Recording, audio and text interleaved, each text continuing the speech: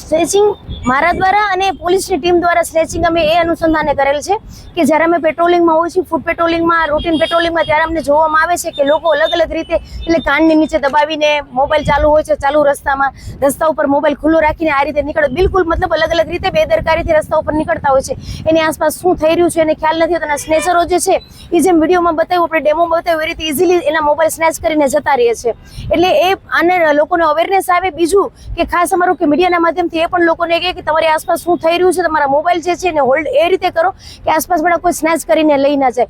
ઉપરાંત તમે આ ડેમો દરમિયાન એ પણ જોયું કે જ્યારે સ્નેચ કરીને જે પોલીસ જે છે કે સ્નેચરના સ્વાંગમાં હતી અને લઈ જાય છે, તો આસપાસ વાળા ન તો કોઈ નોટિસ કરે છે, બાજુમાંથી નીકળતા માણસ કોઈ નોટિસ બી નથી કરતા અને એને મદદ કરવાનો પણ પ્રયત્ન નથી કરતા. એટલે જનતાને મારે એ પણ અપીલ છે ક્યારેક આવો કંઈ બનાવ બને તો એના વ્હીકલના નંબર લઈ લે, એની પાછળ થોડો પીછો કરવાનો પ્રયત્ન પણ કરે. જ્યારે બે ચાર લોકો છે તો એ રીતે તો આવી અવેરનેસ અને થોડીક સાવચેતી રાખીએ તો આ સ્નેચરોને છે ને કોઈ ચાન્સ ન મળે અને આ સ્નેચિંગથી આપણે બચી શકીએ.